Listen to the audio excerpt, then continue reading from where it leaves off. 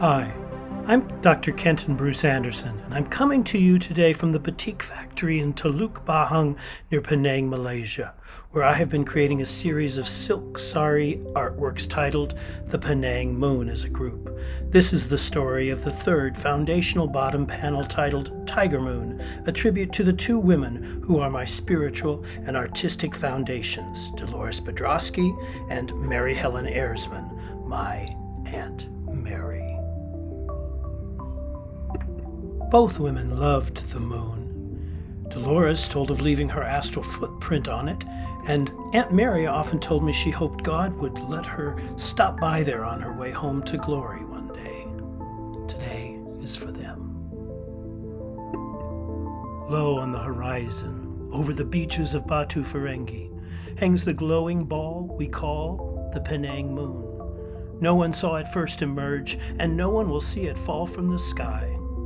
It may seem unknowable, beginning to end, and yet it changes each one of us daily, know it or not. We are born of its processes, and our women feel its call.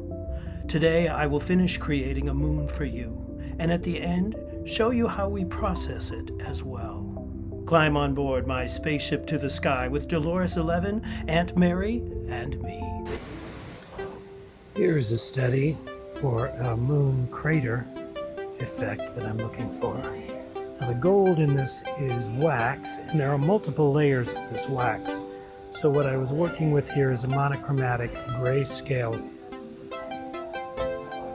And what I'm looking to achieve is 3 to 5 distinct levels of light, and we're hoping with the different levels of applying a light gray first, and then wax, and then another light gray, and then more wax in an abstract kind of sponged on design that I'll create that effect. This will be boiled off, and then I'll add some finishing touches and some overlay work to it.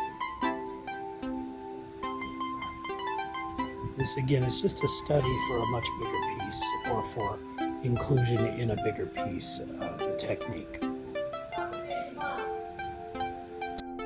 Dolores taught me to work fast, the same way she did. She'd say, "I work swiftly so I can live deeply." She was able to enter into these moments of her life fully, and then be there for the people, like me, that she cared for and taught.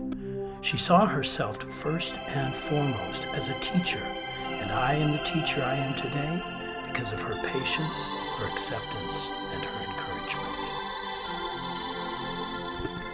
She not only created in her work life, she also processed it with wisdom and grace. Can you too share your gifts with the world in love and joy? I will never know if Aunt Mary got to see the moon on her way to heaven. And while we may chuckle at a person with a seemingly comical vision, their vulnerability in sharing it or holding it in their heart makes them a true hero. This moon is for you, my loves. Your moonlight is a beacon and a homecoming. Yes, very nice. Thank you. Okay, go for it. You're going to fold it up? Okay.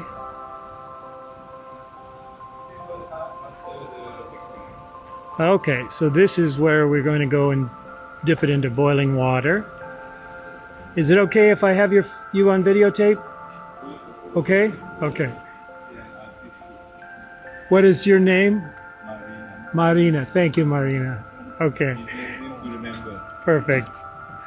Okay. Thank you, Azirin. You know what? If Yes. you want happy with this color, we can do a bench color or something like this wax color. Well, let's take a look at it and see. Because you talk about the gold. Yeah. So this is beige kan, kita boleh ganti dengan beige. Yeah. Okay. Well, let's take a look Yeah, and but see we'll it see what it out. looks like. Yeah.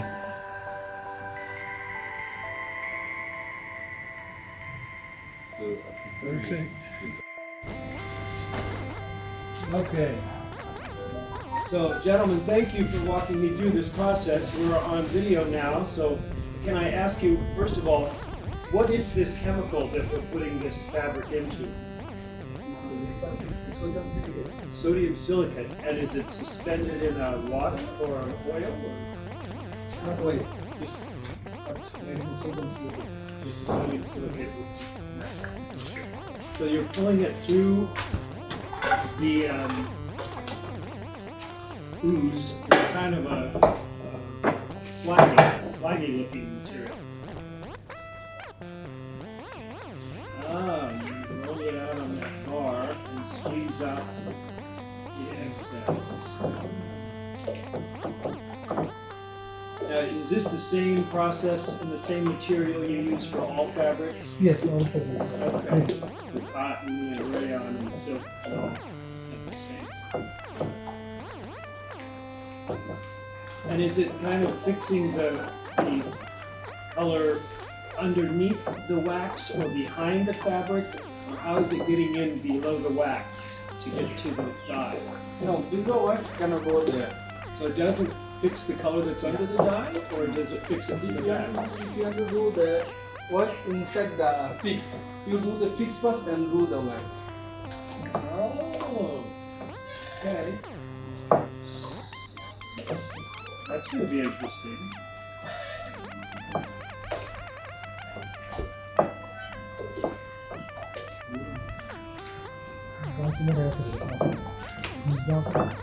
So he says if you want to do the color and hold the color below the wax, you have to fix it before you do the wax.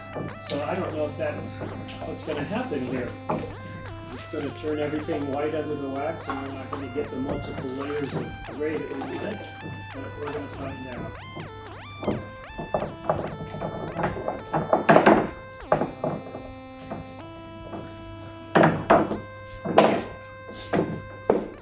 Someone I mentor recently asked me how to approach a successful old friend for a high-paying job or a gift. What should I ask him for, he wondered. So I asked him instead, do you want to be a leader or a follower? Because the follower is like the dependent child who only knows how to ask, can you do for me? But a leader asks, how can I serve you? Service, voluntarily given, is the leadership born of grace. Whenever you can, lead with light, determination, and service, and you will glow in the eyes of the world. And, incidentally, also find your prosperity and gifts.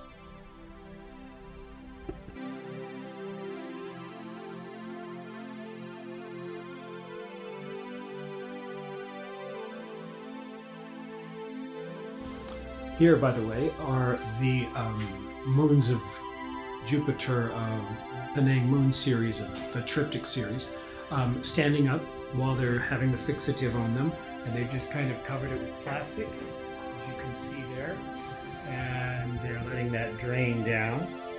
And so this sodium silicate obviously has been here before and seems to be coating this entire place, in this particular manger. And then here's the two smaller cotton ones. Again, we're just letting them drip drain for a couple hours to really set the colors. Just want to show you this manger that they've got. Those of you who've seen the old Christian stories about Mary and Joseph and their baby in a manger, this appears to be the same construction. So maybe it was originally used for cows, but I don't know. So we've seen that immediately after painting them, batiks must have the color fixed or made permanently binded to the fabric. Otherwise the dyes would run. Make sense? But after that's cured a couple of hours, we have to rinse that fixative sodium silicate off.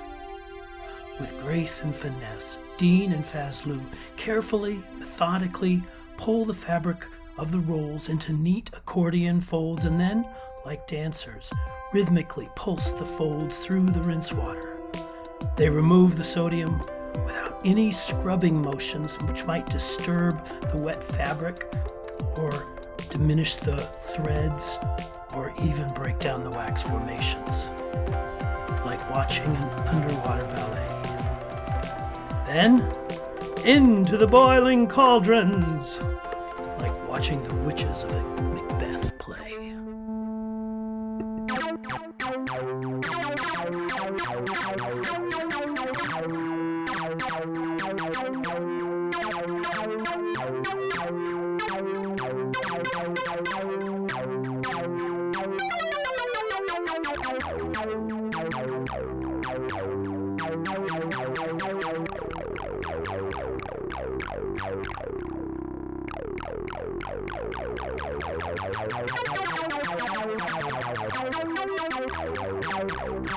At 12 or 13, Aunt Mary's gift was showing me how to love again after a broken life. I had hardened my heart to tears, weakness, feelings, but she openly wept with me, overflowing loving energies in her voice. Children were a wonder to her, and I took her breath away. She modeled how love completes a heart and a life. Can you love all? Can you spread your warmth over others in real time? Can you look inside their pain and embrace their potential? One thing I greatly respect about the owner and staff of the Taluk Bahung Batik Factory is their attention to detail. For many companies, I suspect the process might end with these rinse steps. But here, before they ever hang them outside to dry, Dean and Fazle give each fabric piece an extra night to soak in the rinse. Gently, the fabric floats on the water surface, allowing any stubborn or remaining residues to gently fall away and sink to the bottom. That extra step of patience has been a wake-up call for me personally. Shouldn't I, too, give the gentle people around me the time needed to shed their wasted energies? It's hard, but each day I try harder. Won't you join me in giving people in the world space and time to heal? So our 3 boutiques in the Moon series have been dried now, and we've laid them on top of each other. We stretched out the bottom one, which is actually the top one in the actual hanging on the wall. This on the top level is the bottom one. We've just laid it on top and pinned at the 2 ends, so it's a little looser than the other one below. But basically, this is what they look like before we add the silver leaf. So my goal, of course, is to have a fully dimensional moon, which means that we're going to add a 5th dimension of light dark, which is the actual light, which will come from the reflection of a metallic silver leaf. We'll use real pure silver leaf for that. And we'll put it throughout, sprinkle it in little spots here and there, but also what I had done here was to add some tiny quasars, and those did not come through. So my question, I guess, is if I want quasars back in there, I will put those in now and then rerun this one through the process.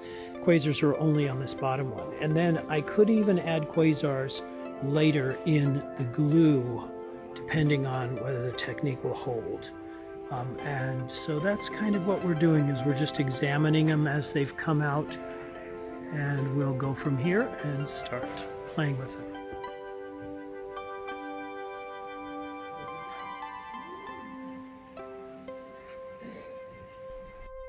I hope you've enjoyed seeing inside the secret world of my moon's creation. I've shown you where they came from, deep inside me, through the gifts of others. The warm inspiration of people like Dolores 11 and Aunt Mary. We don't each have a lot of time on this earth, so will you use yours to share the warm glow of your light, your moonlight, over those around you?